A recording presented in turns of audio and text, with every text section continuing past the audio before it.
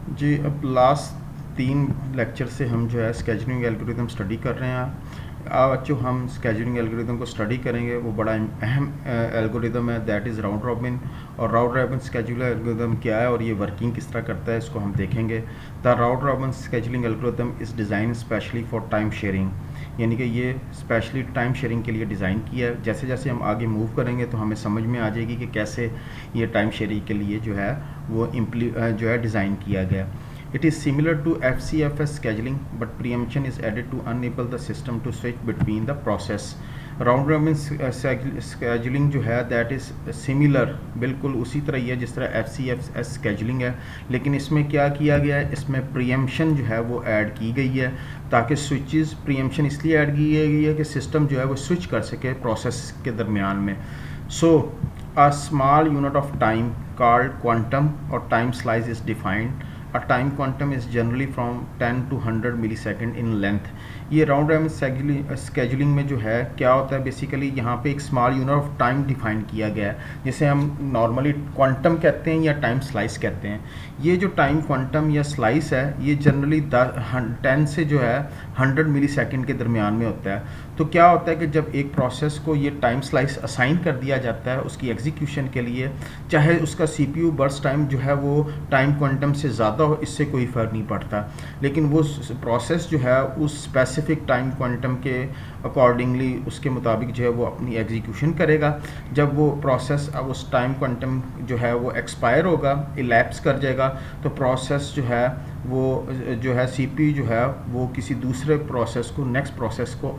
Allocate कर दिया जाएगा और प्रोसेस जो है वो सिर्फ उस पर्टिकुलर टाइम ऑफ क्वांटम के लिए फर्स्ट राउंड में जो है वो एग्जीक्यूट होगा। उसके बाद प्रोसेस CPU जो है वो नेक्स्ट प्रोसेस को असाइन कर दिया गया जो कि वेटिंग क्यू में मौजूद है, और उस प्रोसेस को भी अलाउ किया जाएगा कि वो स्पेसिफिक टाइम क्वांटम के लिए जो है वो एग्जीक्यूट हो, और उसके बाद जो है उस टाइम क्वांटम के बाद CPU जो है नेक्स्ट प्रोसेस को असाइन कर दिया जाएगा एंड सो ऑन। ये चलता रहेगा इसी तरह सिलसिला।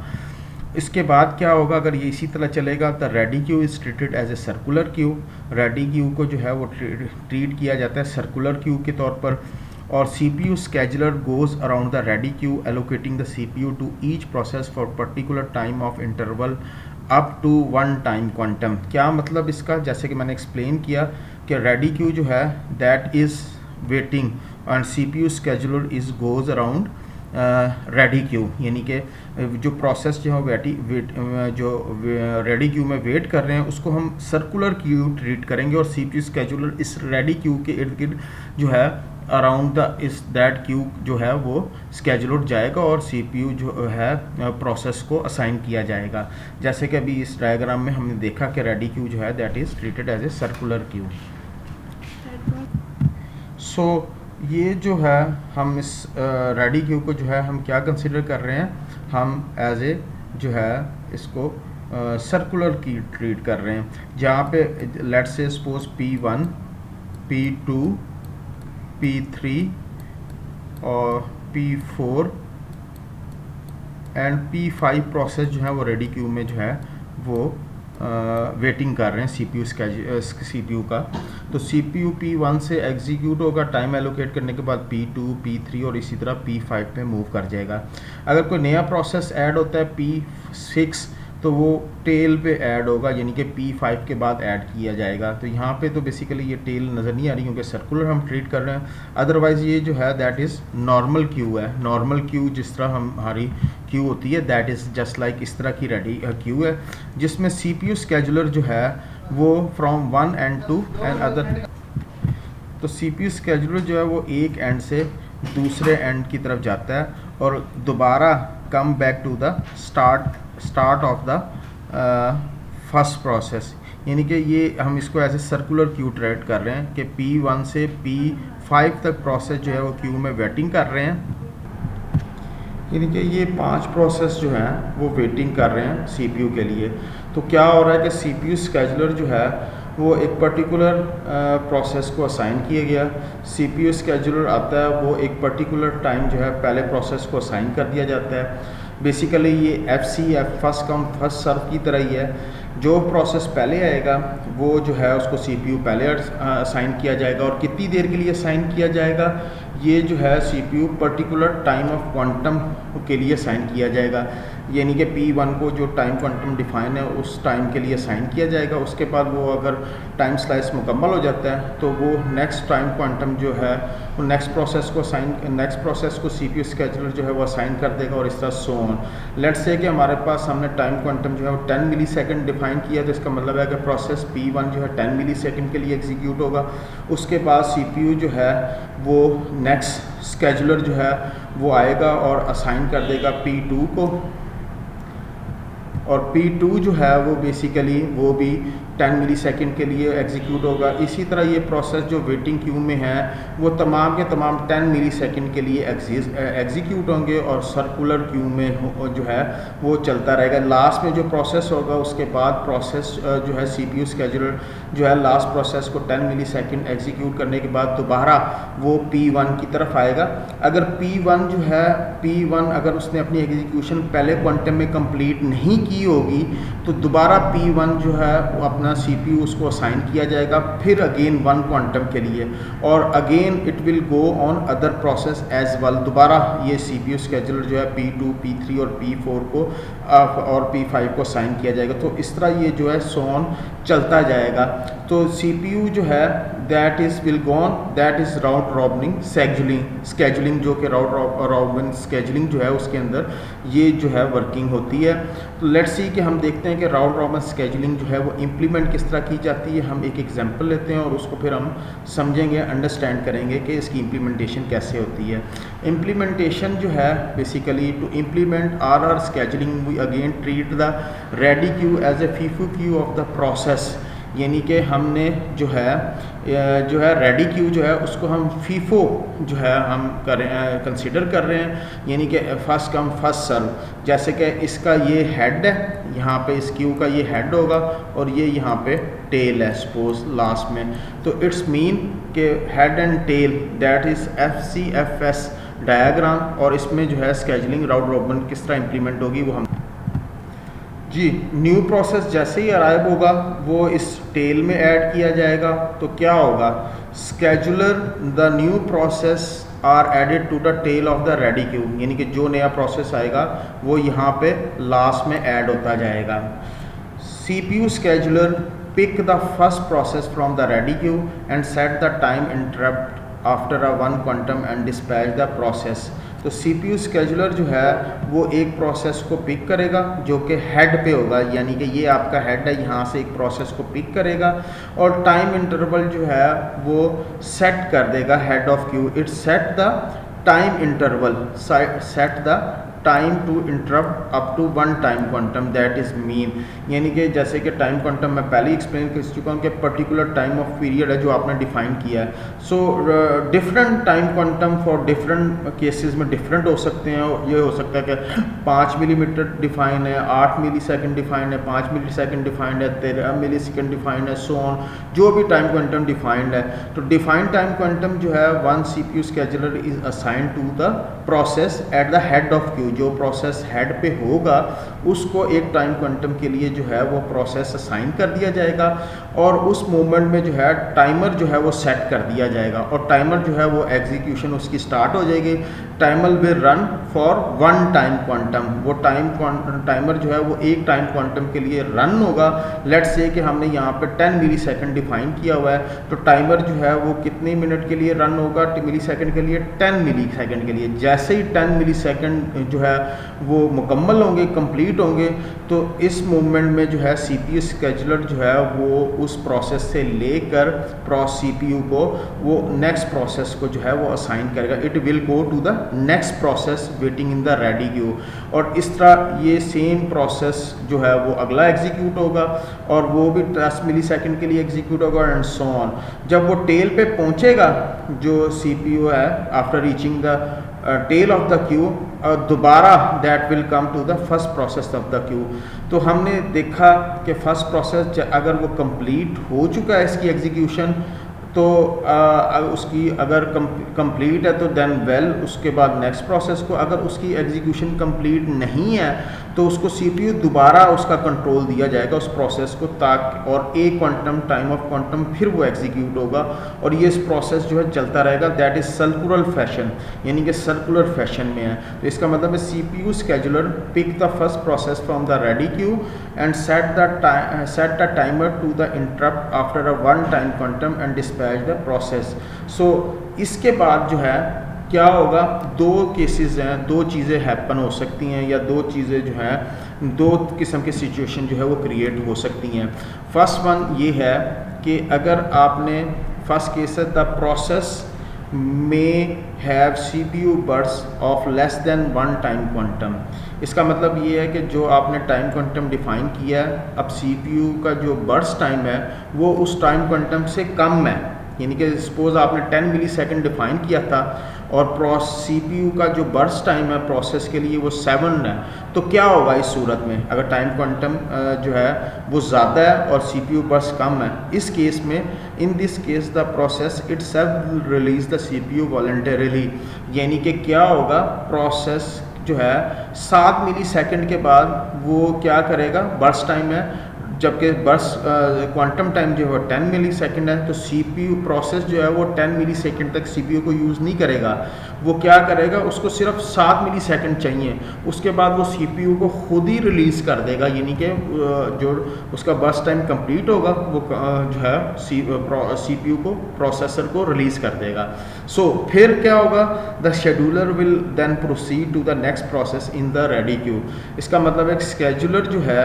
वो असाइन करेगा CPU को एक अगले प्रोसेस को जो कि रेडी क्यू में वेट कर रहा है। दैट इज़ वन थिंग, ये एक सिचुएशन है जो कि हो सकती है जब बर्स्ट टाइम जो है CPU प्रोसेस का बर्स्ट टाइम जो है CPU का वो that is less than time quantum. एक